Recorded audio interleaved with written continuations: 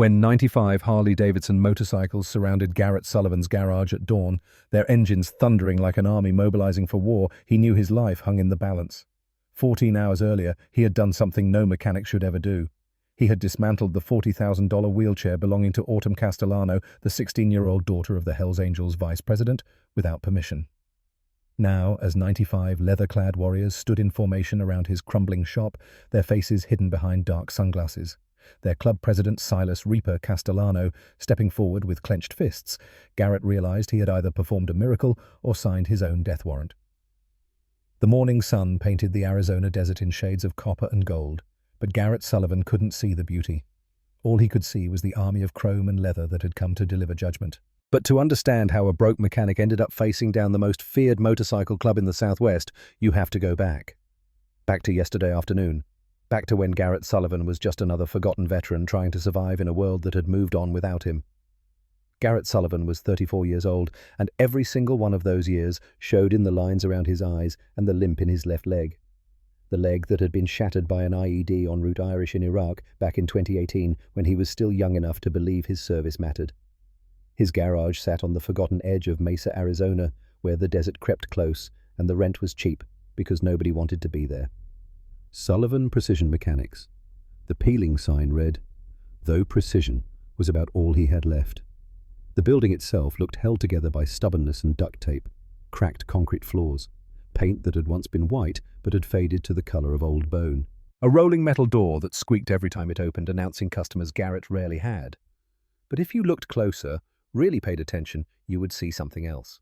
His tools, worn as they were, sat in perfect order, every wrench in its place, every socket organized by size. The workspace might have been humble, but it was immaculate. That was the contradiction of Garrett Sullivan. He was broke, but he wasn't broken. Not where it counted. He had learned precision in the Army. 8 years as a vehicle mechanic with the 101st Airborne Division, deployed twice to Iraq, where he had kept Humvees and transport trucks running through sandstorms and firefights. His unit used to joke that Garrett could hear an engine problem before it happened, could feel a misalignment in his bones. Mechanics keep soldiers alive. That's what their sergeant had told them during training at Fort Campbell. Every bolt you tighten, every system you check, that's someone's kid coming home to their family. Garrett had taken that seriously. Maybe too seriously. His ex-wife Sarah used to say he cared more about machines than people. Said he could spend 6 hours diagnosing a transmission problem, but couldn't spend 6 minutes talking about their marriage. She wasn't entirely wrong. Garrett understood machines. They made sense. They followed rules. When something was broken, there was always a reason, always a solution. People were messier. People lied. People left. Machines just needed someone who would listen. On that Thursday afternoon, the day before 95, bikers would surround his shop. Garrett was doing what he did most afternoons. Barely surviving. 3 red-stamped notices sat on his cluttered desk. Final notice. Final notice. Final notice. $2,400 in back rent. The electricity would be cut next week. His breakfast had been gas station coffee and whatever optimism he could scrape together, which wasn't much. The limp from his left leg made him move slower than he used to, but his hands were still steady. His mind was still sharp. And that afternoon he was finishing up brake work on a 1998 Honda Civic that belonged to Mrs. Doris Fletcher. Mrs. Fletcher was 78 years old, living on Social Security, her hands shaking with arthritis as she counted out $40 in crumpled bills. Garrett had quoted her 40. Any other shop would have charged 120. "You're too kind, sweetheart," Mrs. Fletcher said, her voice wavering. "But you need to take care of yourself too." Garrett just smiled and took the money, knowing it would buy him maybe 2 days of food. What was he going to do? Take grocery money from a grandmother whose husband died in Vietnam? His bank account disagreed with his ethics. But Garrett had learned a long time ago that you could be poor and still be decent. In fact, sometimes being poor was the only time being decent really counted. Above his workbench, pinned to the wall with a single rusty tack, was a photograph that told the story of who Garrett used to be. 5 soldiers in desert camouflage, arms around each other, squinting against the Iraqi sun. Garrett was on the left, younger both legs, working a smile that didn't carry the weight it did now. 3 of those men hadn't made it home. Corporal Ryan Mills, Sergeant Derek Walsh, Private First Class Tyler Knox. Their names were burned into Garrett's memory, carved deeper than any tattoo. They had died doing a job Garrett had survived. And sometimes late at night, when the garage was quiet and the desert wind howled through gaps in the walls, He wondered if he had survived just to end up here. Broke. Alone. Fading away in a garage nobody noticed. But then he would look at his tools, at the photo, at the sign outside that read, "We fix what others can't." And he would remember that surviving meant something, that expertise earned through suffering had value, that sometimes the smallest mechanical flaw could mean the difference between life and death. He had learned that in the desert. He was about to remember it in ways he couldn't imagine. The rumble announced them before Garrett saw anything. Not the convoy that would come tomorrow, just one bike. But what a bike. The Harley that pulled up to Garrett's garage at 4:30 that Thursday afternoon was a custom build, a Road King with chrome so polished it looked liquid, engine tuned to perfection, the deep bass of its exhaust note speaking of power and money in equal measure. It rolled to a stop outside his open bay door, and for a moment Garrett just stared. Then the rider dismounted, and every survival instinct Garrett had developed over 8 years in a war zone started screaming. The man was massive. 6'3" at least, broad across the shoulders in a way that suggested he didn't just ride bikes, he could probably lift them. Salt and pepper beard that reached halfway down his chest, long hair pulled back in a ponytail, and a leather vest that displayed his allegiance in patches and symbols Garrett recognized immediately. Hell's Angels, Vice President, Arizona chapter. The man's eyes were hidden behind aviator sunglasses, but Garrett could feel the weight of his gaze anyway. There was something predatory in the way he moved. Not aggressive. Controlled. Like a man who didn't need to prove he was dangerous because everyone already knew. Behind him, a black van pulled into the parking lot. Custom Mercedes Sprinter, the kind that cost more than most people's houses. The side door opened with a hydraulic hiss, and a wheelchair lift began to descend with a mechanical whir that cut through the desert afternoon. And that's when Garrett saw her. Autumn Castellano was 16 years old, though her eyes carried a weariness that aged her beyond her years. Bright green eyes that missed nothing, strawberry blonde hair pulled into a casual ponytail. She wore a faded Metallica t-shirt and jeans, the kind of outfit that screamed normal teenager. But there was nothing normal about the wheelchair she sat in. The device looked like something designed by aerospace engineers. Sleek titanium frame, complex joint systems, LED panels displaying diagnostics. It was the kind of equipment that cost more than Garrett made in a year, maybe 2 years. The chair descended the lift smoothly, and Autumn maneuvered it toward the garage with practiced efficiency. But Garrett noticed something that made his stomach tighten with recognition. The slight grimace that crossed her face with each movement, the way her right shoulder hunched higher than her left, the tension in her jaw. This girl was in pain. Constant grinding pain that she had learned to hide. The man stopped 10 feet from Garrett's garage entrance, arms crossed over his chest. When he spoke, his voice was like gravel rolling down a mountain. Deep, rough, unmistakably dangerous. "You, Garrett Sullivan, heard you're the best mechanic in Mesa." It wasn't really a question. Garrett wiped his hands on a rag that was more grease than cloth, his mind racing. Best mechanic in Mesa was a stretch. Most desperate mechanic in Mesa, maybe. But something about this man made lying seem like a very bad idea. "I do my best," Garrett said carefully. "What can I help you with?" The man gestured to Autumn, who had stopped her wheelchair just outside the garage bay, waiting. Watching. "My daughter," the man said, and suddenly his dangerous edge made perfect sense. This wasn't just a biker. This was a father. The wheelchair's making a noise, squeaking when she moves. Needs looking at. Garrett hesitated. He looked at the sign above his garage. "We fix what others can't." His own words. But this was different. "I work on cars and motorcycles," Garrett said slowly. "Not medical equipment. I wouldn't want to mess something up that's keeping your daughter mobile." The man stepped closer. Not threatening exactly, just closer. Close enough that Garrett could smell leather and motor oil and something else underneath. Worry, fear, the smell of a father who would do anything to help his child. "You work on anything mechanical," the man said, his voice dropping lower. "Says so right there on your sign. Sullivan Precision Mechanics. We fix what others can't." Garrett's own words thrown back at him like a challenge. He looked past the man to Autumn, who had rolled her chair slightly closer. She was watching him with an expression that was half curiosity, half amusement. And when she spoke, her voice carried a lightness that cut through the tension like a knife through silk. "He's not going to hurt you," she said, and there was the ghost of a smile on her face. "He doesn't bite. Not yet, anyway." The father didn't react to his daughter's comment, but Garrett saw the slight softening around his eyes. This terrifying man in the leather vest with the Hell's Angels patches had a daughter who teased him, who wasn't afraid of him, who saw past the patches and the reputation to something else. "Name's Silas Castellano," the man said, and Garrett understood it was both introduction and warning. "People call me Reaper. This is Autumn, my daughter. That chair cost $40,000, built by specialists in California, top of the line. But it's squeaking, and when I asked around about the best mechanic in the area, 3 different people mentioned your name. Said you see things other mechanics miss." Garrett felt the weight of expectations settle on his shoulders like a physical thing. This wasn't just a job. This was a test. He could feel it in the way Reaper watched him, in the way Autumn waited to see what he would say. He nodded slowly, still wiping his hands on that grease-stained rag. "Bring her in," he said quietly. "Let me take a look." Autumn rolled forward, navigating the slight lip at the garage entrance. The wheelchair hit the threshold with a jarring bump that made her wince. Just a small reaction, quickly hidden. But Garrett saw it. He saw everything. Reaper followed his daughter inside, his presence filling the small space. Up close, Garrett could see the details of his vest, the patches that told stories of chapters and rides and brotherhood, the silver rings on his fingers, the tattoos creeping up his neck. This was a man who had lived a life Garrett could barely imagine, and right now, that man was trusting him with his daughter. Autumn positioned her chair near Garrett's workbench in the good light where he usually diagnosed problems. She looked around the garage with genuine interest, her eyes lingering on the organized tools, the old military photo on the wall, the humble but clean workspace. "Nice shop," she said, and she sounded like she meant it.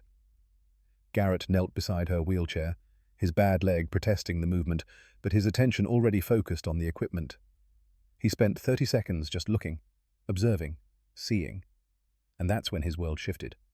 Because what he saw in those first 30 seconds of observation changed everything. Garrett's eyes moved over the wheelchair with the systematic precision he had learned in the army. Weight distribution first, joint articulation second, stress points third, frame integrity fourth, control systems fifth. It took him less than 2 minutes to understand something that made his stomach drop. This wasn't just a mobility device. This was a cage. The wheelchair was beautiful, state-of-the-art, expensive beyond anything Garrett had worked on before. And it was fundamentally catastrophically wrong. Not broken. Wrong. There's a difference. Broken means something failed. Wrong means it was built to fail. The weight distribution was backward. The battery pack, easily the heaviest component at 47 pounds, sat too far forward. Way too far forward. That much weight positioned ahead of the user's center of gravity meant Autumn's lower back was supporting 47 pounds of constant forward pressure. Her spine was being forced into an unnatural curve just to balance the chair's center of gravity. After 2 years of sitting like that 8 hours a day, every day, the damage would be cumulative, chronic, potentially permanent. The wheel alignment was off, just slightly, maybe 3 degrees, most people wouldn't notice. But Garrett had spent 8 years keeping military vehicles aligned within half a degree, because in a combat zone, a misaligned wheel could mean the difference between making it back to base and getting ambushed because you were moving too slowly. 3 degrees meant Autumn's chair constantly wanted to pull left. Every single time she moved, her body had to compensate, her right shoulder working overtime, her back muscles engaging asymmetrically. After 2 years, that compensation would have destroyed her shoulder. Permanent muscle strain, chronic pain that would only get worse with time. The joystick sensitivity was set absurdly low. Garrett tested it with one finger, and it required significant pressure to register input. He could see the calluses on Autumn's right hand where she gripped the control. A 16-year-old girl shouldn't have calluses from asking her wheelchair to move. But it was the brake system that made Garrett's blood run cold. The brakes engaged unevenly. Left side catching a fraction of a second before the right, maybe 0.3 seconds. To most people that would feel like nothing. But Garrett knew better. 0.3 seconds of uneven braking meant the chair would jerk slightly to the left every single time it stopped. Autumn's neck would snap forward and to the side with each deceleration. Hundreds of times a day. Thousands of times a week. After 2 years, her neck muscles would be in constant spasm. Headaches, dizziness, potential nerve damage. Garrett had seen this kind of flaw before, though not in a wheelchair.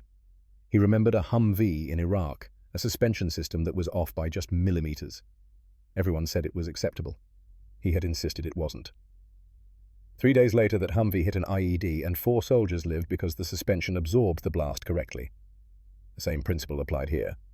Small flaws compound. Acceptable tolerances become unacceptable suffering. "How long have you been using this chair?" Garrett asked, his voice quiet. Autumn tilted her head, surprised by the question. Most people asked about the accident, about what happened to her, about whether she would ever walk again. Nobody asked about the chair. 2 years, she said, since the accident. Does it hurt? Garrett asked. He was still examining the frame, his fingers tracing the support struts, feeling for stress fractures. Autumn went very still. When she spoke, her voice was smaller than before, younger. Yeah, my shoulders, my back, my neck sometimes. But they said it's the best money can buy. Top engineers. Custom built for me. So I figured it's just me, my body adjusting to being in a chair. Garrett looked up at her then, and something in his chest cracked. She had been in pain for 2 years, constant grinding pain, and she thought it was her fault. She thought her body was failing to adjust to equipment that was supposed to help her. She had been suffering, and she blamed herself because everyone told her the chair was perfect. Behind him, Reaper's voice cut through the garage like a blade. "Something you want to say, mechanic?" There was warning in those words. Danger. Garrett could feel the temperature in the room drop. He was about to contradict $40,000 worth of expert engineering. About to tell a Hells Angels vice president that he had been failed by the specialists he trusted with his daughter's life. Every survival instinct Garrett had screamed at him to shut up, to fix the squeak, to take his money and send them on their way, to stay small and stay safe. But Autumn was looking at him now, and her eyes held something that cut through his fear like a hot knife through butter. Hope. Desperate, fragile hope. Hope that maybe, just maybe, someone finally saw what she had been too afraid to say. That maybe she wasn't crazy. That maybe the pain wasn't her fault. Garrett had learned in Iraq that sometimes the smallest mechanical flaw could mean the difference between life and death. He had learned that staying silent when you saw a problem didn't keep you safe. It just meant someone else would pay the price for your cowardice. He stood slowly, his leg complaining, and wiped his hands on his rag. The next words out of his mouth would either save Autumn or destroy him. He chose Autumn. Garrett took a breath, held it, released it slowly. Then he looked directly at Reaper and said the words that would change everything. "I can fix the squeak, but if you want, I can fix the real problem." The silence that followed was the kind you could cut with a knife. Reaper didn't move, didn't speak, just stood there, 6'3" of controlled danger, waiting. Finally, his jaw tightened. "What problem?" Garrett kept his voice calm, respectful, technical, the same tone he had used briefing officers in Iraq when he found critical flaws in equipment. "The chair's built wrong, weight distribution's backward, alignment's off, brake system's uneven. Every stress point is positioned to cause maximum strain on her body. Whoever designed this focused on looking advanced, not on comfort or function. She's been in pain for 2 years because the engineering is fundamentally flawed." Reaper's entire body went rigid. "Cost me $40,000. Specialists from California, multiple engineers, 2 doctors signed off on it, and you're telling me they're all wrong?" "I'm not saying they're bad at their jobs," Garrett said, and he meant it. "I'm saying they don't listen to machines the way a mechanic does. They design what looks impressive. I'm looking at what actually works. And this doesn't work. Not for her." Autumn had gone completely still in her chair, her hands gripped tight on the armrests. Garrett could see her barely breathing, waiting to see what would happen, waiting to see if her father would accept this or explode. Reaper took off his sunglasses slowly. His eyes were grey, hard as steel, and they pinned Garrett in place like a butterfly on a board. "You've got some nerve, mechanic. I'll give you that. You're either the best damn mechanic I've ever met, or you're running the stupidest con in history." "I'm not conning anyone," Garrett said quietly. "I'm telling you what I see. Your daughter's been suffering for 2 years because nobody wanted to admit the Emperor had no clothes. Well, I'm not afraid to say it. The chair's wrong. I can fix it. Or you can take it somewhere else and she can hurt for another 2 years. Your choice." Autumn leaned forward suddenly, her voice breaking the standoff. "You really think you can make it better?" Garrett finally looked away from Reaper and focused on her. Just her. "I know I can," he said, and he meant every word. The garage went silent again. Reaper studied Garrett with the intensity of a man who had spent his life reading people for lies, for weakness, for angles. Garrett met his gaze and didn't flinch. He had nothing to hide. He was right. And somewhere in his bones, in his blood, in every instinct honed by 8 years of keeping soldiers alive in a war zone, he knew it. Finally, after what felt like an eternity, Reaper spoke. 24 hours. You rebuild that chair. You make it right. And if you're playing me, if you hurt my daughter, you'll answer to me and 94 of my brothers. Understand?" Garrett understood perfectly. He nodded once. Reaper turned toward the door, gesturing to Autumn. "Leave the chair. We'll pick you up." Autumn unbuckled herself from the wheelchair, and Garrett moved quickly to help her transfer to a standard wheelchair Reaper pulled from the van. She was light in his arms, fragile, and for just a moment he could feel how much pain she had been hiding. How much strength it took just to exist in that chair every day. As Reaper wheeled her toward the van, Autumn looked back over her shoulder at Garrett. Her eyes were wet, but she was smiling. "Thank you," she whispered, quiet enough that maybe only Garrett heard. "Thank you for seeing me." Then they were gone. The Harley rumbled to life. The van followed, and Garrett stood alone in his garage looking at a $40,000 wheelchair he had just promised to rebuild in 24 hours, knowing that if he was wrong, 95 Hells Angels would be coming for him at dawn. He walked to his workbench and stared at the wheelchair. His hands were shaking, not from fear, from purpose, from the first real purpose he had felt since leaving the army. Then he noticed something, a piece of paper tucked deep inside the seat cushion where nobody would see it unless they completely disassembled the chair. Garrett pulled it out carefully, unfolded it. The edges were worn soft from age and compression. The handwriting was young, feminine, careful. 4 words, that was all. "Please help me. It hurts." Garrett set the note down on his workbench next to the photo of his old army unit, next to Ryan and Derek and Tyler, who would never come home. He picked up his wrench and looked at the clock on the wall. 6:15 p.m., 24 hours until judgment. He got to work. The garage door rolled shut with a metallic screech that echoed through the empty space. Garrett stood in the center of his garage, the wheelchair on his workbench under harsh fluorescent lights, and felt the weight of what he had just promised settle over him like a lead blanket. 24 hours. That's what Reaper had given him. 24 hours to do what California specialists with advanced degrees and unlimited budgets had failed to do. He pulled out a yellow legal pad from his desk drawer and started listing every problem he had identified. 1 battery placement. 47 pentelomes too far forward. Spine compression. Solution: relocate battery to rear frame position. Redistribute weight along entire wheelbase. 2 wheel alignment. 3 degrees left pull. Right shoulder overcompensation. Solution: complete wheel rebuild. Match diameters within 0.1 mm. Realign axle mounts. 3. Joystick sensitivity. Requires excessive pressure. Hand calluses. Fatigue. Solution: recalibrate control system. Increase sensitivity by 40%. 4. Brake system. Uneven engagement. Neck strain. Solution: rebuild brake calipers. Synchronize engagement timing to within 0.05 seconds. 5. Frame weight. Unnecessary titanium plating. Total chair too heavy. Solution: remove excess material. Replace with carbon fiber panels. The list grew, each problem leading to a solution. Each solution requiring tools and materials and time he wasn't sure he had. Garrett looked at the clock. 6:30 p.m. He had until 6:30 a.m. tomorrow. 12 hours of darkness. 12 hours to perform a miracle. He began the disassembly. Every bolt, every joint, every electronic connection. He laid the components out in systematic order the way a surgeon arranges instruments before a complex operation. It took 2 hours just to take the chair apart. 2 hours of careful documentation, of photographing each connection, of labeling each wire, because putting it back together wrong could hurt Autumn worse than the original design. 8:30 p.m. The garage was littered with wheelchair components. Garrett picked up the battery pack. 47.2 pounds. This battery, positioned where the engineers had placed it, was destroying Autumn's spine. The seat cushion made him angry. The foam compressed unevenly. After 2 years of sitting, tilted, Autumn's pelvis would be rotated.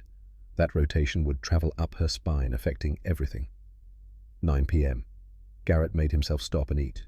Gas station sandwich, stale coffee. He forced himself to sit for 15 minutes to rest his leg, to clear his mind. Through his office window, he could see the lights of Mesa spread out below. Thousands of people living their lives, completely unaware that in this small garage a broke mechanic was trying to save a girl he barely knew. He thought about Autumn, about that note. "Please help me. It hurts." 4 words that represented 2 years of silent suffering. 9:15 p.m. Back to work. The wheel assemblies were next. Garrett measured each wheel. Left front 300 millimeters, right front 300.4 millimeters, 0.4 millimeters, Most people would call that acceptable tolerance. But Garrett knew better. 10 p.m. He heard a sound that made his heart skip. The rumble of a motorcycle. Distant, then closer. The motorcycle passed without slowing. Just someone heading home.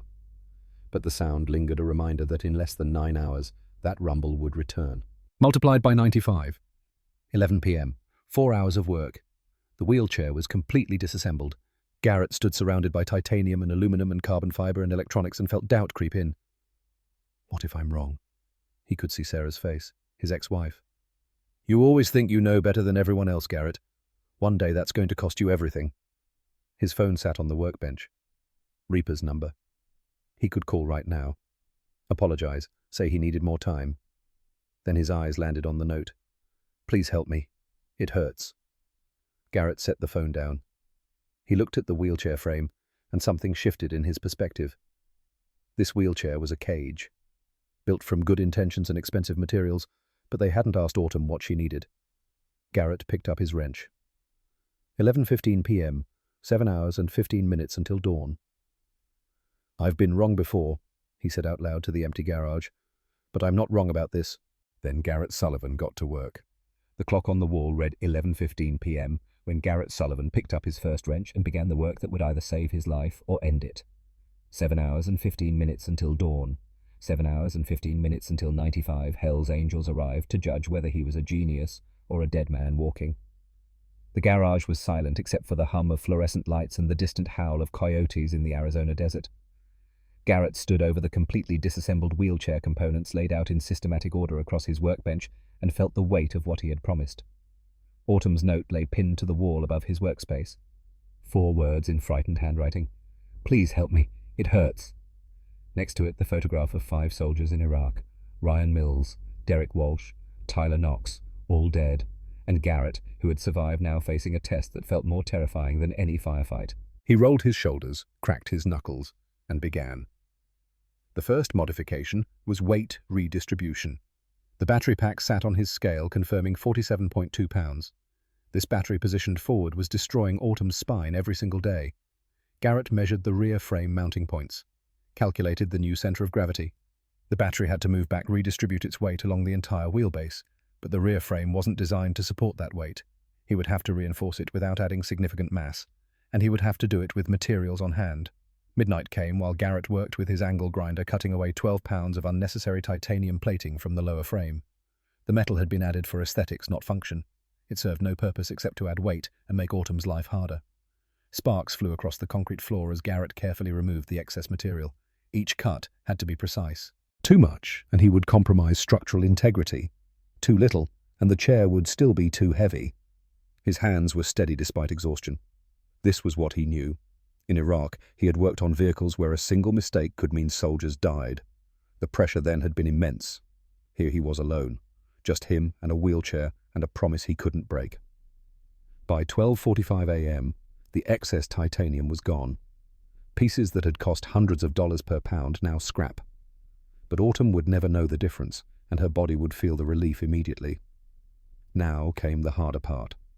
Replacing that titanium with something lighter, but just as strong. Garrett walked to the corner of his garage where his Trek mountain bike hung on the wall, worth $2,400. The last birthday gift Sarah had given him before the divorce, back when she still believed their marriage might survive. The bike had micro-shock absorbers in the wheel hubs designed to smooth out trail impacts. Professional-grade components that would be perfect for Autumn's wheelchair wheels. Garrett stood there, his hand on the bike frame, and felt something twist in his chest. This was the last thing he owned that connected him to Sarah. The last piece of a marriage that had failed. The last reminder that someone had once cared enough to give him joy. He looked at Autumn's note. Please help me. It hurts. A 16-year-old girl who had been suffering for 2 years, who had hidden her pain because she thought it was her fault. Garrett grabbed his bolt cutters. The first cut into the Trek's frame felt like a betrayal. The carbon fiber cracked with a sound that seemed too loud. But Garrett didn't stop. He cut away the front fork, extracted the shock absorbers with surgical precision, then moved to the rear wheel assembly. By 1:30 a.m., his $2,400 bike was destroyed. Components scattered across his workbench. But he had 4 micro-shock absorbers that would change Autumn's life. Some legacies are built not on what we preserve, but on what we're willing to sacrifice. Garrett began the meticulous work of adapting the mountain bike components to fit a medical wheelchair. The mounting points were completely different. Everything had to be custom fabricated, machined to tolerances measured in hundredths of millimeters. He worked with his lathe, his drill press, his steady hands, creating brackets and adapters. Each piece tested. Each measurement verified 3 times. 2 a.m. arrived with the completion of the first shock absorber installation. Garrett tested it, pressing down on the wheel, feeling the smooth compression and release. Perfect. This would work. He was installing the second absorber when he heard it, the rumble of a motorcycle engine, distant, then growing closer. Garrett's hands froze. Was Reaper coming back early? The motorcycle pulled up outside, engine cut. Footsteps approached. A figure appeared in the entrance. Not Reaper. Younger, maybe 27. Lean and dangerous looking, with tattoos covering both arms and a scar running down his left cheek. Hell's Angel's vest, marking him as a prospect. The young man stepped into the garage, eyes scanning everything. "Name's Jagger Cole," he said, voice rough. "Reaper sent me. Check on you. Make sure you're not running some kind of con." Garrett's mouth went dry, but he kept his voice steady. "I'm not conning anyone. I'm working." Jagger walked closer, boots heavy on concrete. He picked up one of the shock absorbers, examined it, then looked at the destroyed bike frame. "This yours?" "Was mine," Garrett corrected. "Needed the parts." "Expensive bike. You destroyed it. The girl needs it more than I need memories." Something shifted in Jagger's expression, a crack in the hostile facade. He set the shock absorber down carefully. "You really think you can fix her chair?" "I know I can, because I see what they missed." Jagger was quiet, studying Garrett. Finally, he spoke, voice losing its hostile edge. "Tell me what you're doing. Every step." So Garrett explained. Weight distribution, wheel alignment, joystick sensitivity, brake system. He showed Jagger each modification, translating mechanical specifications into reduced suffering. Jagger listened, asked smart questions. His hands traced components as Garrett explained. "You know why I'm really here?" Jagger asked quietly. 2:45 a.m. now.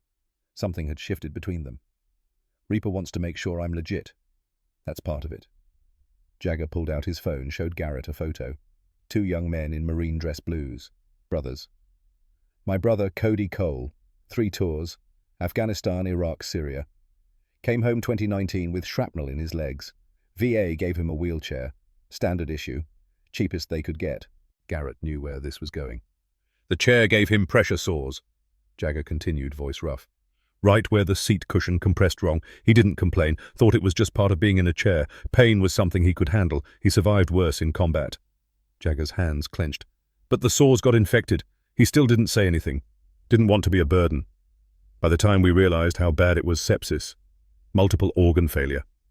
The garage was silent, except for fluorescent hum and distant coyotes.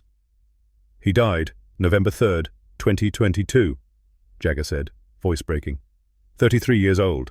Survived 3 combat deployments. Came home and died from a wheelchair the government gave him. Should have kept him safe, but killed him instead." Garrett set the phone down carefully. "I'm sorry. That shouldn't have happened." "No, it shouldn't. But it does. Every day. Veterans suffering in silence because they think that's just how it is." Jagger picked up a shock absorber. "If someone like you had been around, someone who actually gave a damn, really looked at his chair, really listened, my brother might still be alive." The weight of that statement settled over the garage. Garrett understood now. This wasn't just about checking on him. This was about whether Garrett was the kind of person who would listen. "I can't bring your brother back," Garrett said quietly. "But I can make sure Autumn doesn't suffer the same way, and after her every other veteran who needs help. That's what I'm going to do." Jagger nodded slowly. "Then let me help. Show me. Teach me. Because there are 127 more veterans who need someone like you, and you can't do it alone." So Garrett taught. For the next hour he showed Jagger wheel alignment, brake synchronization, feeling for stress points. Jagger learned quickly, hands steady, attention, absolute. By 3:45 a.m., they had installed all 4 shock absorbers. The wheels rolled smoothly, but there was still one major problem: the brake system.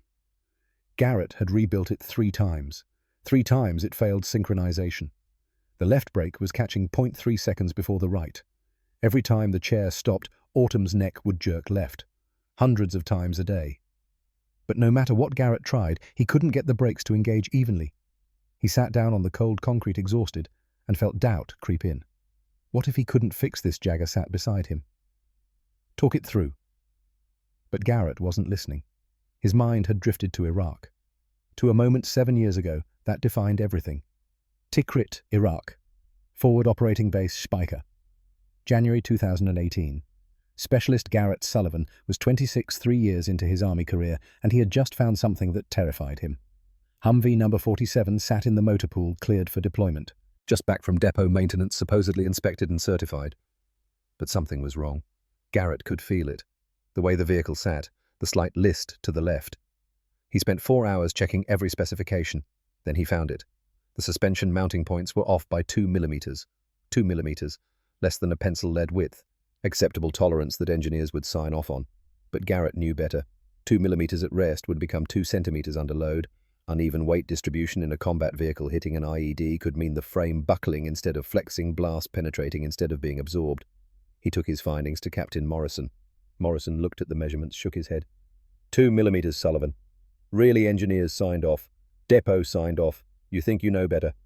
Sir, I think.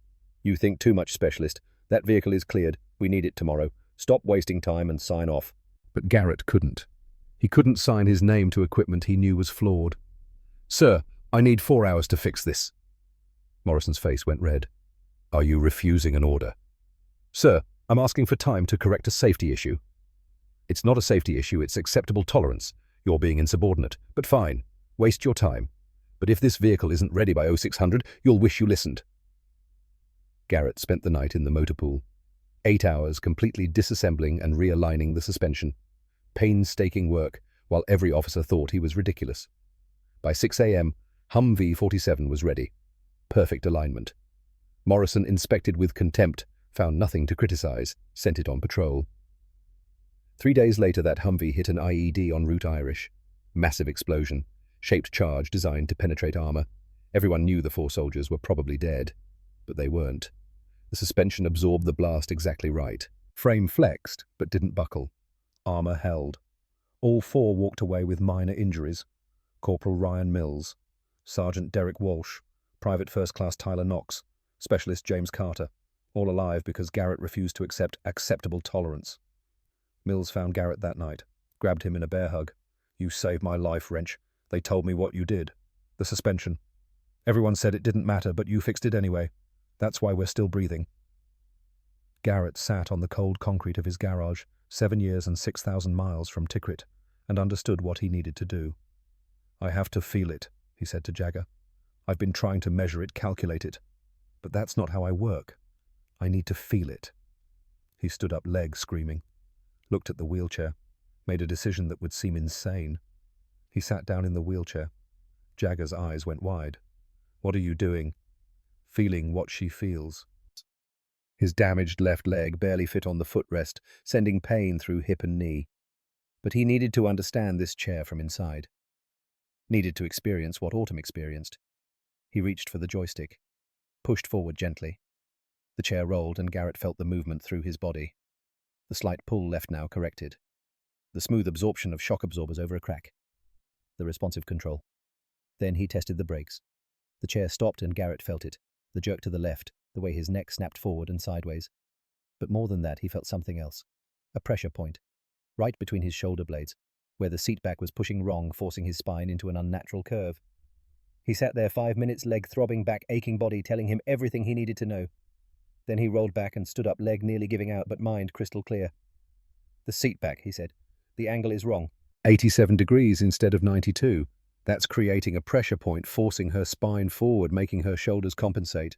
Which is why when she hits the brakes, her body doesn't have structural support to stay centered. Jagger stared.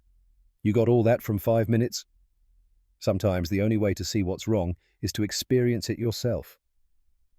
Garrett attacked the seatback angle with renewed energy, fabricated custom shims from aluminum stock thin wedges to adjust the angle by exactly 5 degrees.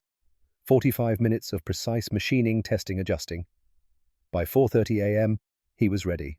He sat in the wheelchair again, felt the difference immediately. Pressure point gone. Spine could rest naturally. He rolled forward, stopped. Brakes engaged evenly. No jerk, no neck snap. Smooth deceleration. Perfect. "It works," Jagger said, voice filled with awe. Garrett climbed out leg, barely holding him. "Not yet. Still need final assembly test, everything, verify all measurements." But the hard part was done. The part that required seeing what engineers couldn't, feeling what specifications didn't measure. By 5:30 a.m., Autumn's wheelchair was complete, lighter by 12 pounds. Wheels aligned within 0.05 millimeters. Battery repositioned for perfect weight distribution. Shock absorbers that would eliminate jarring. Joystick sensitivity increased 40%. Brake system synchronized to within 0.05 seconds. Seat back angle corrected to 92 degrees. Every flaw fixed. Every stress point eliminated. Every source of pain removed. Garrett wiped down the chair one final time, hands trembling from exhaustion and satisfaction. He had done everything he could, everything he knew how to do. The rest was fate. Jagger checked his phone. 5:45, 94 brothers rolling out now. They'll be here in 45 minutes. Garrett nodded. Walked to his bathroom, washed his hands, splashed cold water on his face. The man in the cracked mirror looked 10 years older, exhausted, terrified, but resolute. He had gambled everything on his ability to see what others missed, on his refusal to accept good enough when someone was suffering. Now he would find out if that gamble would pay off. He walked back. Jagger stood by the bay door, looking out as the sun began painting the eastern horizon copper and gold. "You did good work," Jagger said quietly. "Whatever happens, you did everything you could." "That's all anyone can do," Garrett replied. They stood together waiting. The garage was clean, the wheelchair was ready, and Garrett Sullivan, for the first time since leaving the army, felt like he had a purpose worth dying for. 6:15 a.m., 15 minutes. Then from the distance so faint it might have been imagination, Garrett heard it. The rumble. Starting low like distant thunder rolling across the desert. Growing closer, building into something that would shake the ground and determine whether he lived or died. 95 Hell's Angels coming to deliver judgment. 6 hours and 47 minutes. That's how long Garrett Sullivan had worked through the darkness, his hands never stopping his mind, never wavering.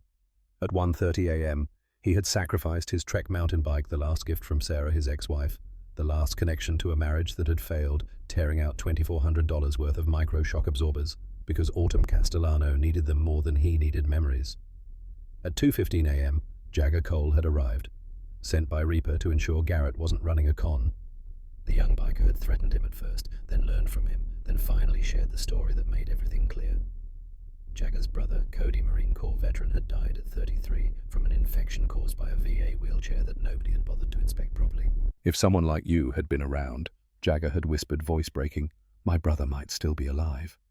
At 3:45 a.m., the brake system had failed for the third time. Garrett had sat on cold concrete, exhausted and doubting. Then he remembered Tikrit. January 2018. Humvee number 47. The 2mm misalignment everyone said didn't matter. Captain Morrison telling him he was wasting time. And 3 days later, that Humvee hitting an IED, the suspension absorbing the blast perfectly, 4 soldiers walking away alive because Garrett had refused to accept acceptable tolerance. At 4:30 a.m., Garrett had done something he had never done before. He had sat in Autumn's wheelchair, his damaged legs screaming, and felt every flaw through his own body. The pressure point between his shoulder blades, the slight forward lean forced by an 87-degree seat back instead of 92 degrees. The way the uneven brakes jerked his neck left. 5 minutes in that chair showed him what months of measurements couldn't. 5:30 a.m., complete. Every system tested, every flaw corrected. Now at 6:30 a.m., the first rays of sunlight painted the Arizona desert in shades of copper and gold as Garrett Sullivan stood in his garage doorway and listened to judgment coming. The rumble started exactly as predicted. Low at first, like distant thunder rolling across flat desert landscape. Then growing, building, becoming something that shook windows and made the ground vibrate. The sound wasn't random. It was orchestrated, synchronized. 95 Harley-Davidson engines operating in perfect harmony, creating a wall of sound that hit like physical force. One motorcycle appeared on the eastern horizon, silhouetted against rising sun. Then 5, then 20. Then the formation became clear. A massive V-shaped military precision 95 bikes moving as one unit. Chrome glinted in morning light like liquid metal flowing toward Garrett's garage. Leather vests bore patches visible even at distance. POW MIA flags, unit insignias from wars spanning 4 decades, purple hearts, bronze stars. These weren't criminals, these were warriors. The The sound grew louder. Neighbors woke. Garage doors cracked open. Curtains twitched. Mrs. Doris Fletcher appeared at her window, hand over mouth. Mr. Dale Burton stood on his porch face, pale as bone. The formation reached Garrett's street, filled it completely. Motorcycles parking with precision engines still running, creating sustained roar that made the air vibrate. Then, like a conductor's baton cutting through symphony, the sound stopped. 95 engines cut off simultaneously. The silence that followed was somehow more intimidating. 95 men in leather vests. 95 faces hidden behind dark sunglasses. 95 warriors who had come to deliver judgment. 2 police cars appeared at the street end, lights flashing but no sirens. Officers Davis and Martinez stepped out, hands instinctively moving toward belts. Then they saw the patches. POW MIA flags, Purple Hearts, unit insignias. Officer Davis, who had served 3 tours with Army Rangers, came to attention, brought his hand up in crisp salute. Martinez, whose father had been a Marine, followed suit. The officers stayed by their cars, not interfering, just bearing witness, offering respect to men who had earned it. Reaper dismounted his Road King slowly, deliberately. Every movement calculated to build tension. His 94 brothers parted as he walked through them, boots hitting pavement in rhythm like a war drum. A sea of leather and chrome opening a path for their vice president, for their leader, for a father about to discover whether his trust had been rewarded or betrayed. He stopped 5 feet from where Garrett stood, removed his aviator sunglasses with deliberate slowness. Grey eyes were hard, unreadable, dangerous. The silence stretched, the whole neighborhood holding its breath. Finally, Reaper spoke, voice quiet, but in that silence every word carried like a gunshot. "Where is it?" Garrett's mouth was dry, but his voice came out steady.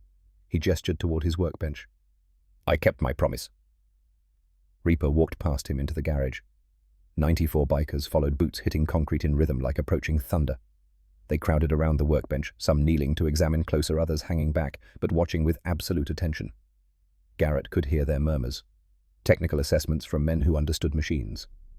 Frames modified. Weights different. Wheels look custom. Check out those shock absorbers. Reaper circled the wheelchair slowly, hands behind his back. Not touching, just looking. Examining every detail with intensity that suggested he was memorizing every modification, cataloguing every change. 5 full minutes. 5 minutes that felt like 5 hours to Garrett, who stood near the entrance with Jagger beside him, barely breathing. Finally, Reaper straightened, looked directly at Garrett, waited until the garage went completely silent, except for fluorescent hum. "Talk me through it," Reaper said. Not a request, a command. Every change, every decision. So Garrett stepped forward, limp more pronounced, after a night of standing without rest. He pointed to the first modification, voice steady, despite exhaustion. "Weight distribution." The battery was here, 47 pounds, pressing forward, forcing her spine into constant curve just to balance. I moved it here to rear frame. Fabricated custom mounting brackets reinforced the frame. Now weights distributed evenly. Her spine can sit naturally instead of constantly fighting. Several bikers nodded, because men who understood that weight and balance weren't abstract concepts, but the difference between comfort and suffering. Wheel alignment. Original wheels were mismatched by 0.4 millimeters in diameter. Doesn't sound like much, but over a day, over thousands of rotations, it forced constant compensation. Right shoulder overtime, back muscles engaging asymmetrically. I rebuilt the assemblies, completely matched them within 0.05 millimeters. Now the chair tracks straight. Her shoulders can relax. More nods. A few bikers taking notes on phones. These shock absorbers came from my mountain bike. Professional-grade micro-absorbers designed to smooth out trail impacts. I adapted them to fit. Now every bump, every crack, every threshold, the chair absorbs it instead of transferring shock into her body. Less pain, less fatigue, less cumulative damage. He saw a few bikers glance at the destroyed Trek frame in the corner. Saw them understand what that sacrifice meant. Joystick sensitivity was set too low, requiring significant pressure. I increased sensitivity 40%. Now it responds to lightest touch. No more strain, no more calluses. Frame weight. I removed 12 pounds of unnecessary titanium plating. Looked impressive, served no function except making the chair heavier and her life harder. Lighter means less energy required, less fatigue, more independence. And this one was most important. Seat back angle was 87 degrees instead of 92. 5 degrees doesn't sound like much, but it created a pressure point between her shoulder blades, forcing spine forward, making shoulders compensate, throwing off entire posture. That misalignment was why the brake problem seemed unfixable, he paused. I only found it because I sat in the chair myself, felt what she feels. Sometimes the only way to understand what's wrong is to experience it yourself. The garage was silent. Every biker watching, every neighbor listening. Even police officers had moved closer. The brake system was engaging unevenly, left side catching 0.3 seconds before right. Every time she stopped, neck would jerk forward and left, hundreds of times a day. After I corrected the seat back angle, after I gave her spine proper support, I could synchronize the brakes. Now they engage within 0.05 seconds. Smooth stops, no neck strain, no cumulative trauma. He stepped back, letting his work speak. Boone McKenna stepped forward, 52-year-old Marine with prosthetic legs, voice rough with emotion. I'm Boone. Lost both legs Fallujah, 2004. Been in a VA chair 8 years. Everything you just described, the pull, the compensation, the shoulder strain, the neck jerks, I live with it every single day. I thought that's just how it was, just part of being in a chair. Voice cracked. You're telling me it doesn't have to be that way? Before Garrett could answer, another biker stepped forward, younger, maybe 37, walking with pronounced limp. Nash Hartley, Army, took shrapnel outside Mosul 2016. They gave me a walker 4 inches too short. Been destroying my back 9 years. Physical therapists say I need custom fit insurance, won't cover it, so I live with pain. Every day, every hour, every step. He looked at Garrett with desperate hope. Could you fix that? Could you adjust a walker the way you adjusted this chair? More voices joined. A cascade of stories. Veterans failed by equipment that should have helped, suffering in silence because the system told them the equipment was fine, so the problem must be them. Garrett stood listening, understanding something profound. This wasn't just about Autumn. This was about every veteran who had served and come home broken only to be given equipment that made suffering worse. Reaper held up one hand. Voices fell silent immediately. He turned to face Garrett, and something in his expression had shifted. The dangerous edge was still there, but underneath was something else. Recognition. Respect. You saw what they missed, Reaper said quietly. $1 million engineers with fancy degrees and state-of-the-art facilities. They missed everything that mattered. But you saw it, because you listened, because you cared enough to actually look.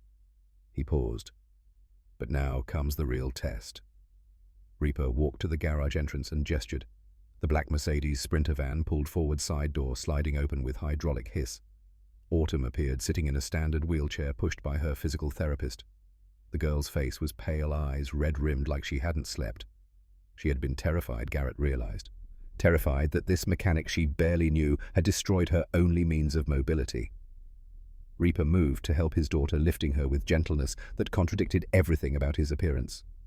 He placed Autumn carefully into the rebuilt wheelchair. 95 bikers watched in absolute silence.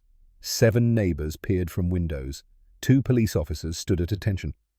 And Garrett Sullivan held his breath, his entire life balanced on whether his hands had been as skilled as his instincts had been certain. Autumn settled into the seat. Her eyes widened immediately. "It's lighter," she whispered. "It's so much lighter. I can feel the difference." Her hands found the armrests, and she made a small sound of surprise. They were positioned exactly where her arms wanted to rest. No strain, no awkward angle, just natural, comfortable support. Her back settled against the seat, and tears started forming. "My back. It's not pushing wrong. I can sit straight without fighting it." Her feet touched the footrests, and tension drained from her face. Her knees could bend naturally. No hyperextension, no constant strain, just proper support that let her body relax. But the real test came when Autumn reached for the joystick. She touched it with just her fingertips, barely any pressure at all. The wheelchair responded instantly, smoothly, perfectly.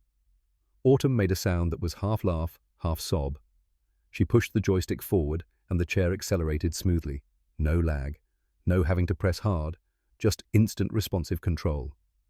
The 95 bikers parted, creating a path through the garage and out into the parking lot. Autumn rolled forward, testing response. Then turned. Then moved again, building speed and confidence. She rolled over the threshold that had made her wince yesterday. The rebuilt shock absorbers absorbed the impact so smoothly she barely felt it. Eyes went wide with wonder. Out in the parking lot, Autumn picked up more speed. She rolled over a crack in the pavement, the kind that used to jar her spine. The shock absorbers took the impact. Her body stayed stable, comfortable, pain-free. She stopped, started again, turned in tight circles, rolled backward, forward, testing every function, every movement. And with each movement her smile grew wider. Her laughter started breaking through. The sound of a 16-year-old girl remembering what it felt like to move without suffering. She did a full circle around the parking lot, faster now, more confident. Her posture was naturally upright because weight distribution let her spine sit properly. Her shoulders were relaxed because wheels tracked straight. Her movements were fluid because the joystick responded to her lightest touch, and the chair became an extension of her will instead of a prison she fought against.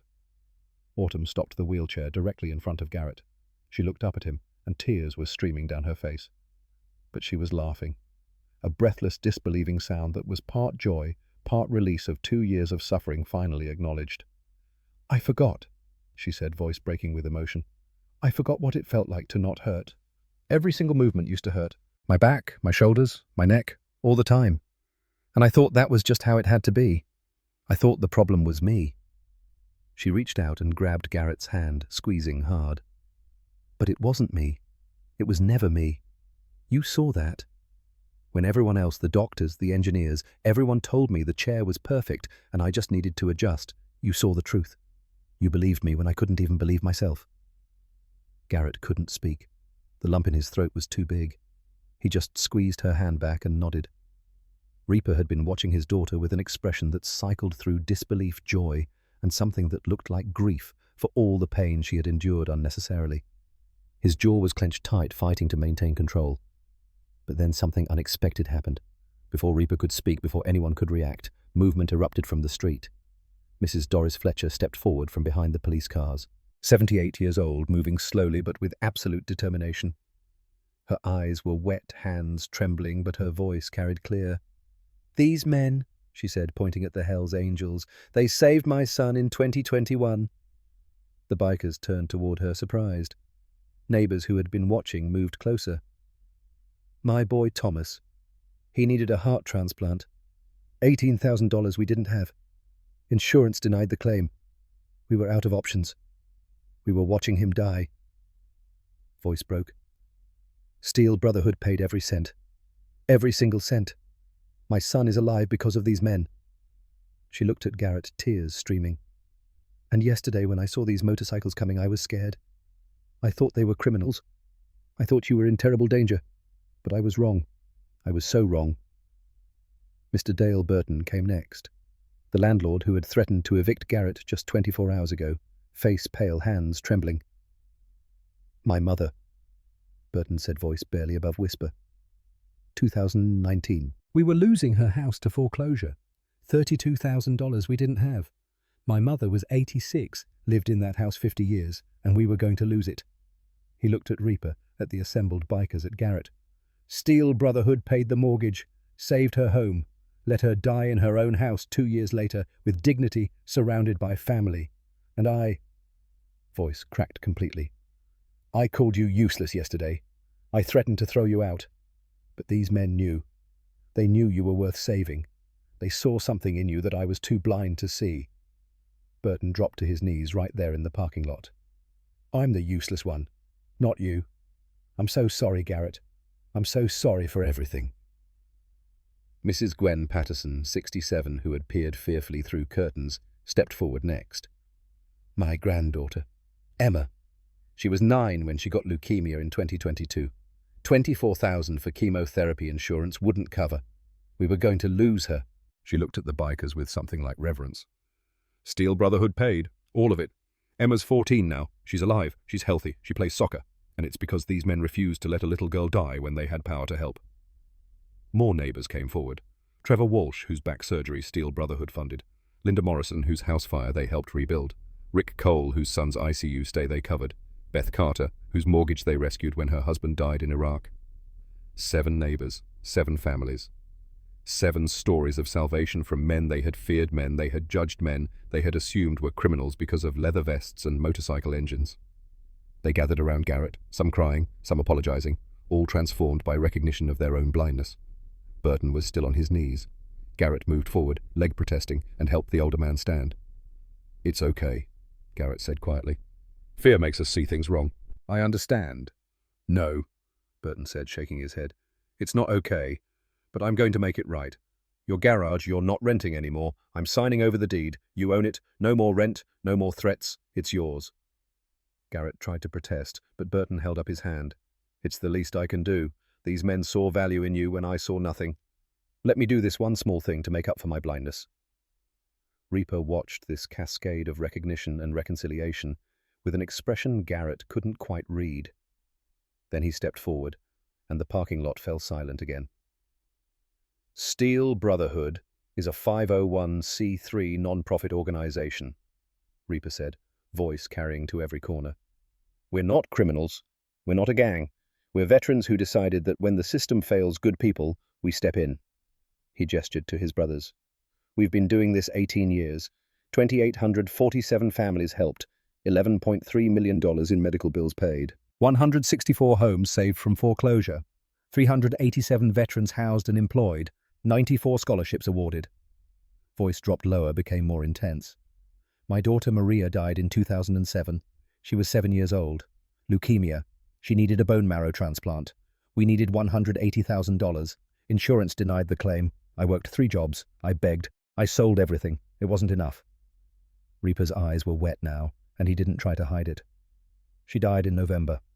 I held her hand while she took her last breath. And I made her a promise. I promised that I would never let another family watch someone they love die because they couldn't afford to save them. Never again." He looked at Autumn, at Garrett, at the assembled neighbors and bikers and officers. "That's what we do. We find good people in desperate situations, and we help them. Because the system fails. Every single day the system fails people who deserve better. So we become the system that should exist but doesn't." One of the bikers stepped forward, older, maybe 65, with burn scars visible on arms and neck. He removed his sunglasses and his eyes were haunted. "I'm Victor Kane, Navy corpsman. Saved an Army mechanic's life in 2004. Fallujah. She ran into a firefight to pull wounded soldiers out. Bullets everywhere. Mortars falling. She didn't care. Just kept running back in until everyone was out." He looked directly at Garrett. "That mechanic was your mother's son, Lieutenant Sarah Sullivan. She saved 16 lives that day before she caught shrapnel that ended her career. I carried her to the medevac. She looked up at me and said, 'Did we get everyone?'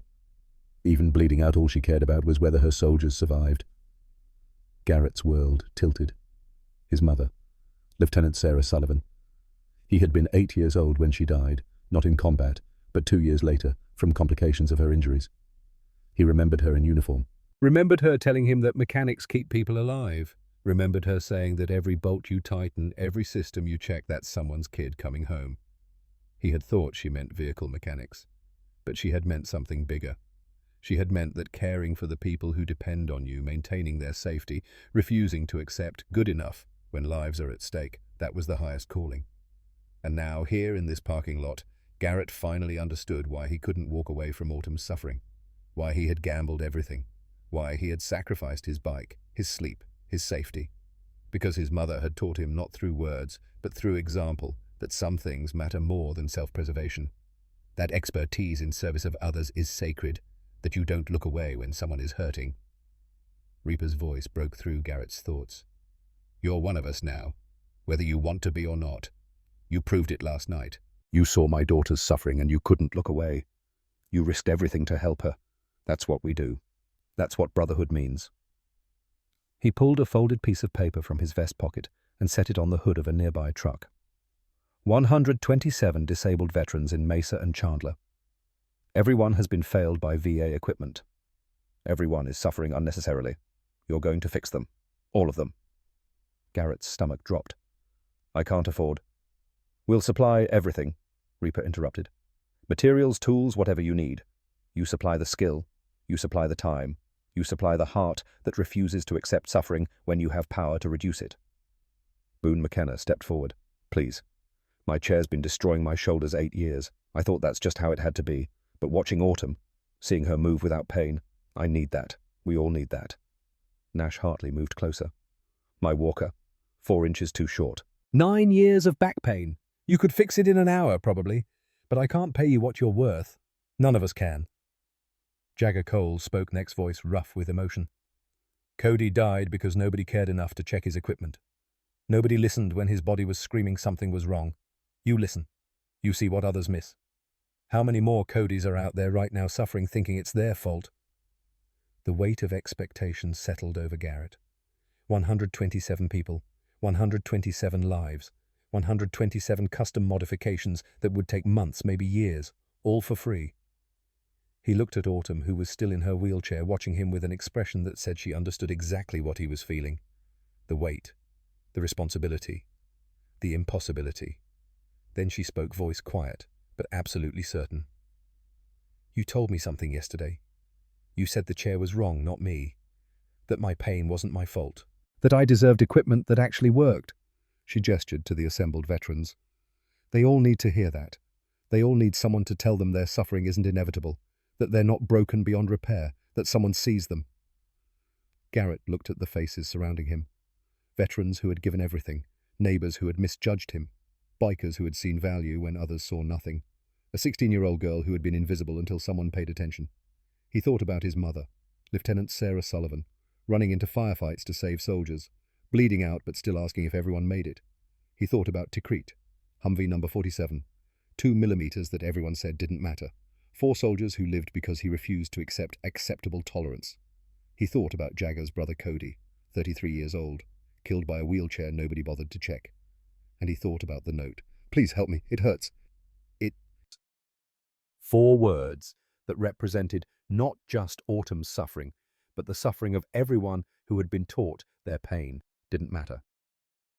Garrett looked at Reaper, at the list of 127 names, at the impossible task, and he nodded. When do we start? Boone grinned through his scarred face. Brother, we start right now. They did start right now. Within an hour, Boone's wheelchair was on Garrett's workbench.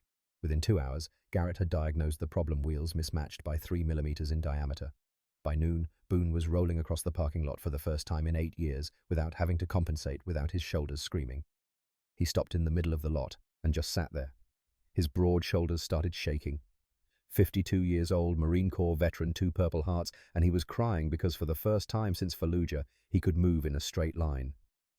Boone rolled back to Garrett, reached up and removed the dog tags from around his neck.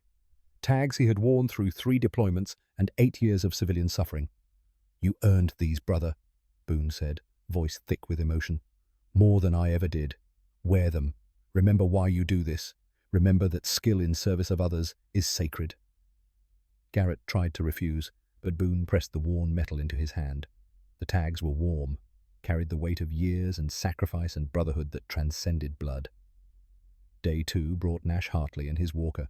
The adjustment took 3 hours, raising the height 4 inches, adding cushioned grips, reinforcing the frame. When Nash stood with the adjusted walker, his spine straightened for the first time in 9 years. The relief on his face was immediate, profound, transformative. His wife Emma hugged Garrett so hard he couldn't breathe. She couldn't stop thanking him, tears streaming, and Garrett stood there awkwardly accepting gratitude he didn't feel he deserved. He was just fixing what should have been fixed from the beginning. Day 3 changed everything. 15 bikers arrived with 3 pickup trucks full of equipment. Professional-grade tools still in packaging. A pneumatic lift system. Welding equipment that didn't spark and sputter. Industrial LED lighting that transformed Garrett's dim garage into a proper workspace. Diagnostic computers. They worked all day installing everything, organizing the space, creating bays for different types of repairs, setting up an inventory system. And they stayed, learning, watching how Garrett diagnosed problems, taking notes on his modifications, understanding that this skill could be taught, could be spread, could help more people than just those who could make it to Mesa. Autumn organized the new materials, creating an inventory system with color-coded bins and clear labels. Everything accessible, everything efficient. The garage was becoming more than Garrett's workspace. It was becoming a community hub, a place where broken things, mechanical and human, could be made whole. Jagger proved to be a natural apprentice. His hands were steady, his attention was absolute, and he carried the memory of his brother Cody, which gave him purpose that transcended simple mechanical work. Day 4 brought unexpected attention. A local ABC 15 news van pulled up cameras and a reporter named Kate Morrison. Garrett was immediately uncomfortable trying to wave them away, but Autumn intervened. She positioned herself between Garrett and the camera, sitting tall in her rebuilt wheelchair, and spoke with confidence that belied her 16 years. "This man sees what nobody else sees," she told the reporter, voice clear and strong. "The experts see specifications and regulations and what's supposed to work according to their designs. Garrett sees people. He sees suffering that everyone else ignores or dismisses, and he can't look away." She gestured to the garage behind her. "He doesn't fix machines. He fixes lives. He gives people back their dignity, their mobility, their hope. He proves that being broken doesn't mean being worthless, that sometimes the things the world says are unfixable just need someone who refuses to accept that answer." The interview aired that night. "The mechanic who heals," they called it. By morning, Garrett's phone wouldn't stop ringing. Day 5 brought 43 veterans, more than Garrett could handle in a single day. The line of people waiting stretched around the block. Garrett started working 17-hour days, barely stopping to eat, running on coffee and purpose. The exhaustion was real and cumulative, but so was the satisfaction. Every modification, every grateful face, every veteran who walked or rolled out of his garage with less pain. This was what mechanics keep people alive actually meant. Not just in war zones, but here, now, in the endless aftermath of service. Day 6 was different. The bikers organized a barbecue in the garage parking lot, and everyone Garrett had helped showed up. Boone and Nash and Autumn and dozens of others, plus their families, children running and playing, music, the smell of grilled meat and the sound of laughter. The parking lot was full of motorcycles and wheelchairs and walkers, but more than that, it was full of hope, of people who had found each other through shared suffering and unexpected salvation.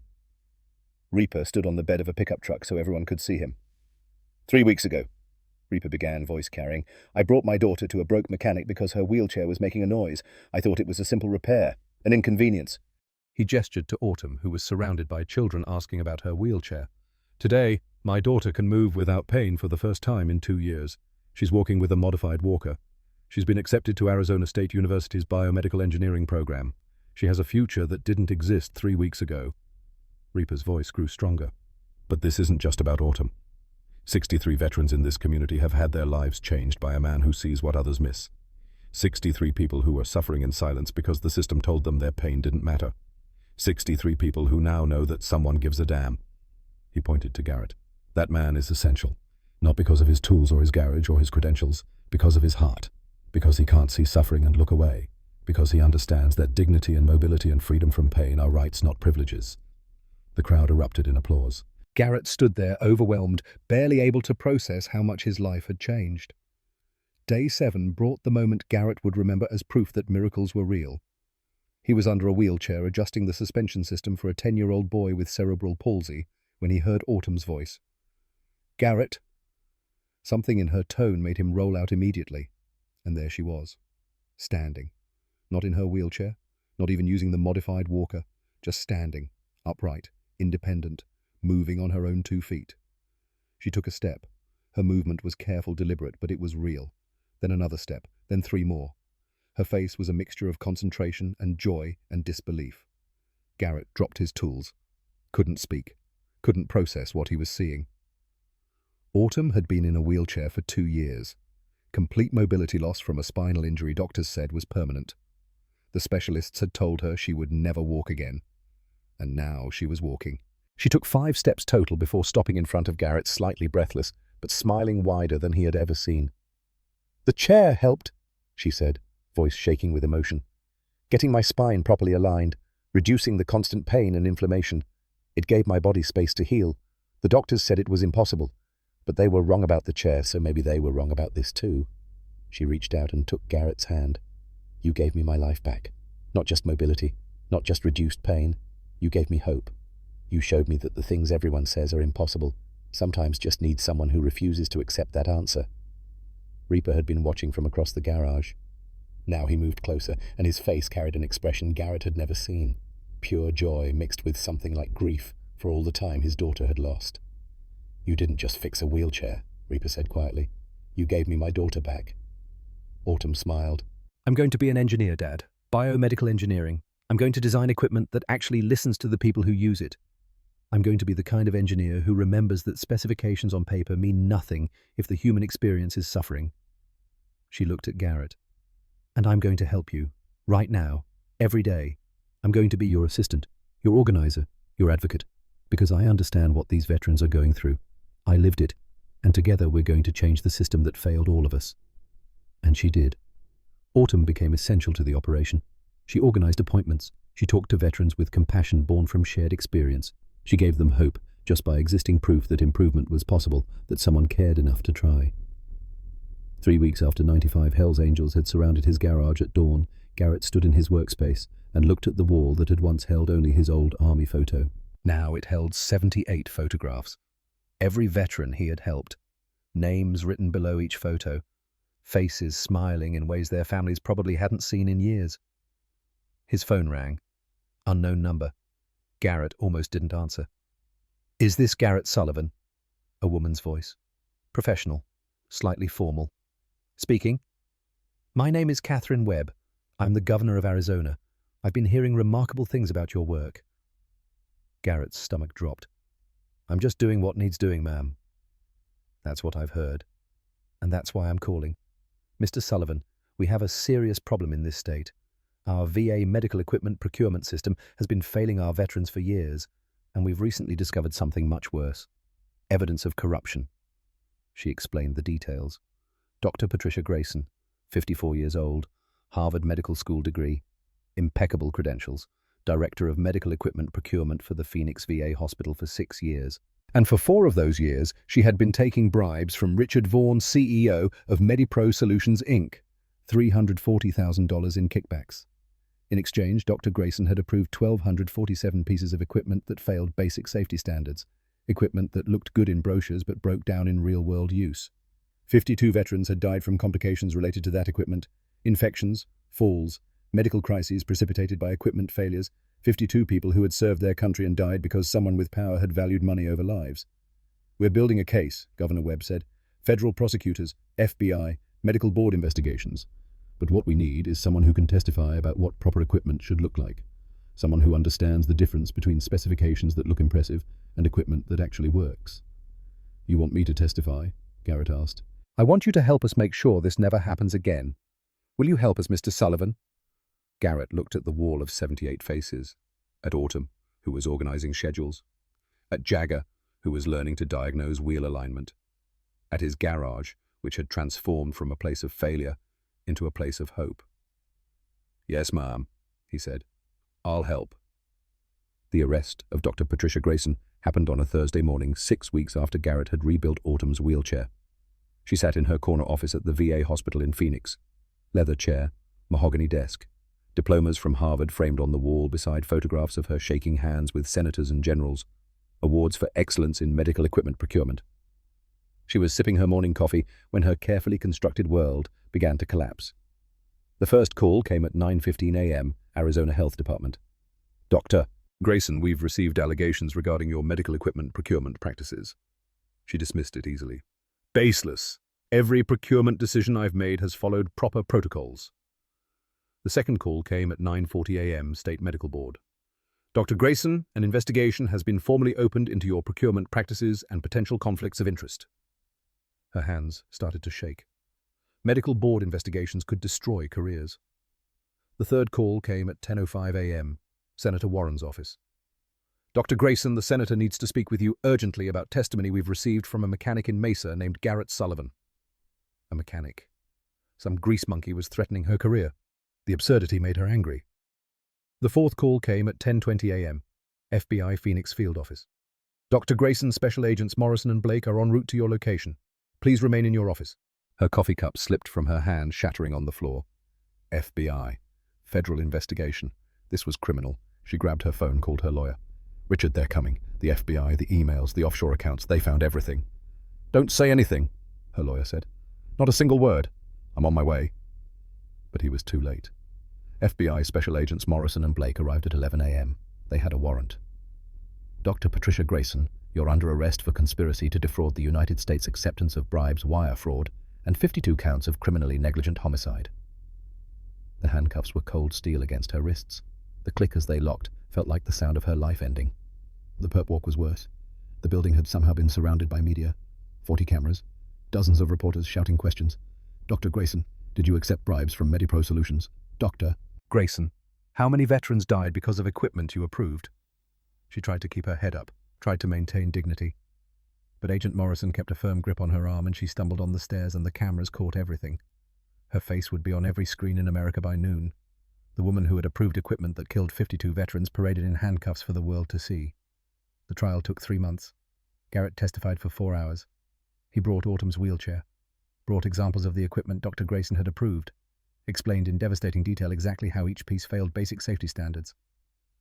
This wheelchair, Garrett said, pointing to one of the VA-issued chairs, has wheels that are mismatched by up to 5 millimeters in diameter. That might not sound significant, but over the course of a day it forces constant compensation.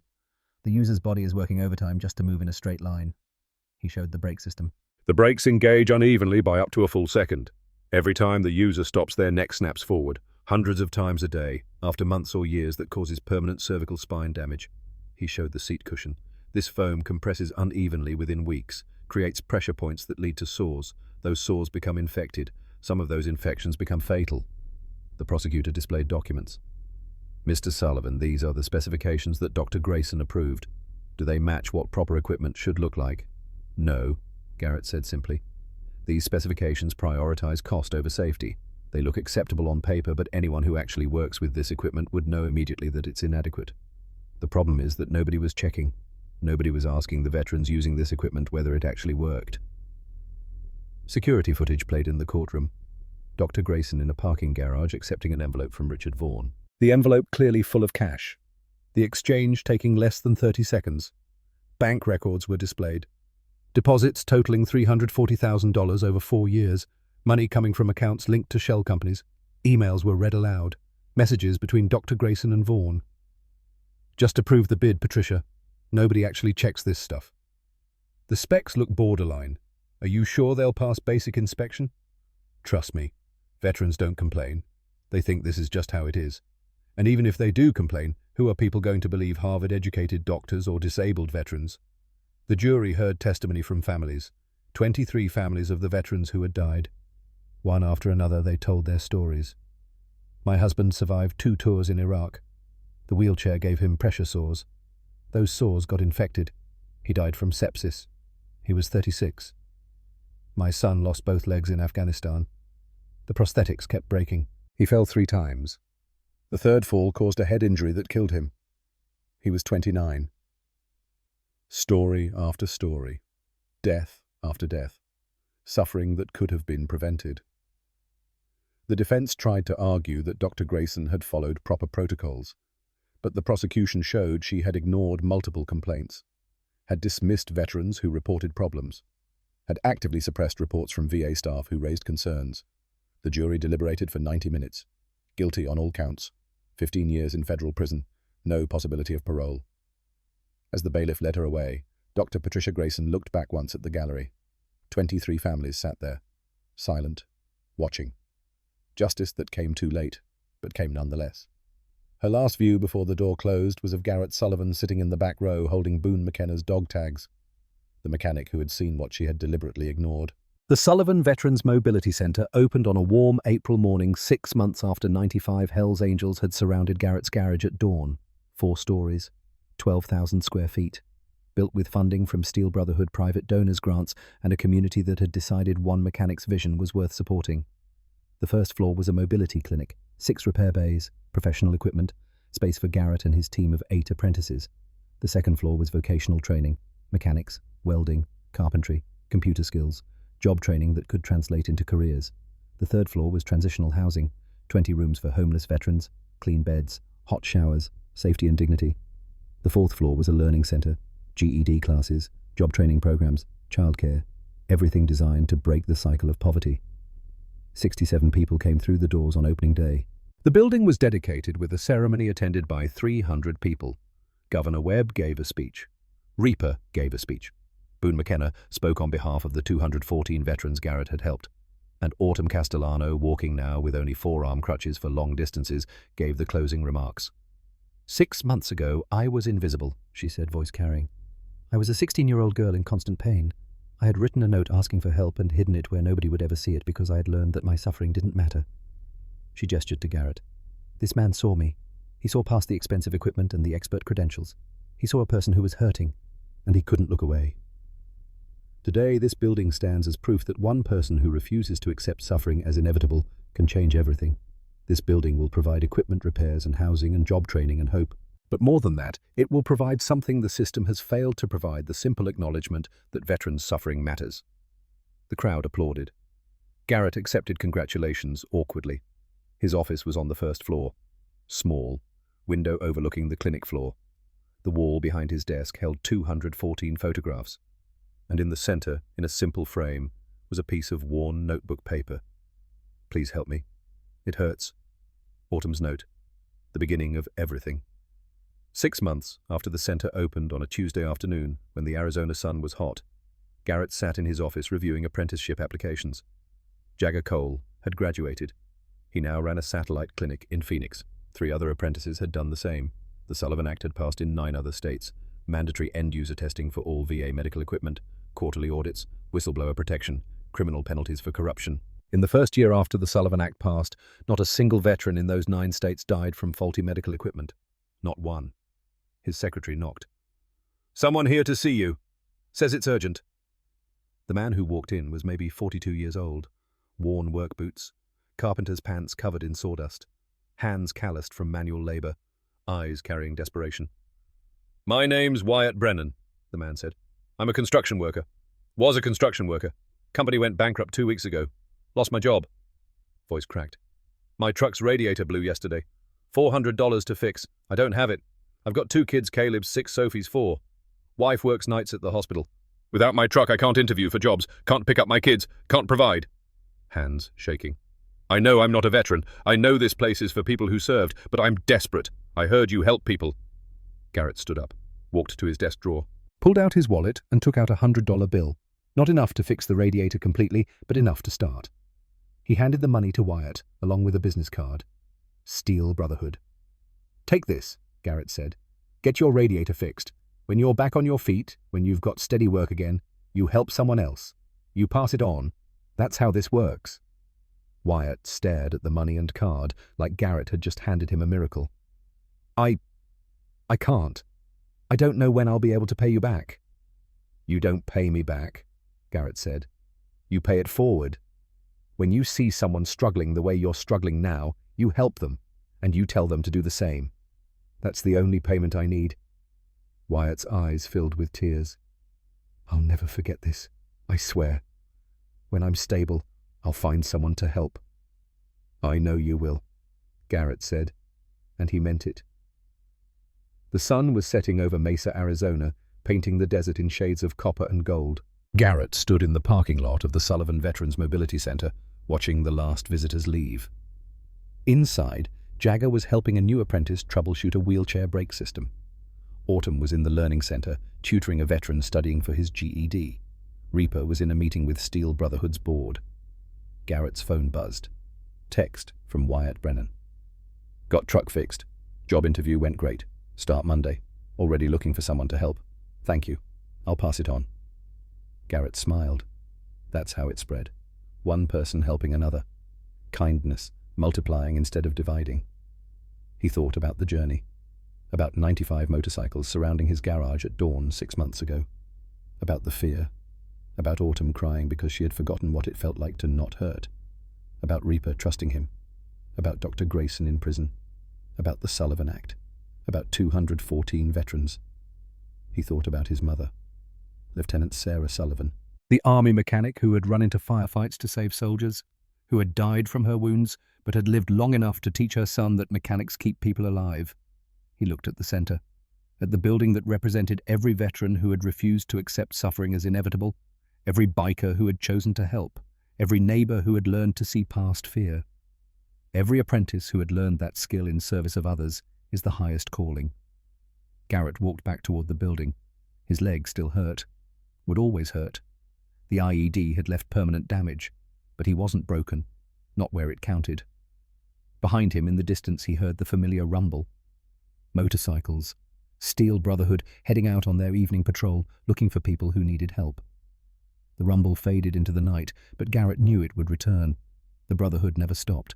The work never ended. Because suffering never stopped, And as long as people were hurting, there would be people who cared enough to help. Garrett Sullivan was 35 years old. He had served his country for 8 years. He had survived an IED. He had survived a divorce. He had survived a failing business. He had survived threatening a Hells Angels vice president. And he had learned the most important lesson of all, that being broken doesn't mean being worthless. That sometimes the smallest flaw can mean the difference between suffering and relief. That expertise earned through hardship has value beyond measure. That one person who refuses to accept good enough can change everything.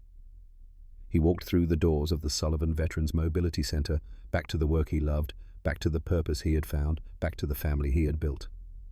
The last light faded from the desert sky, and Garrett Sullivan smiled because he finally understood what his mother had tried to teach him. Mechanics keep people alive, not just in war zones, not just in moments of crisis, but every single day, in the quiet work of seeing what others miss, of listening, when others dismiss, of caring, when others look away. And sometimes that makes all the difference in the world.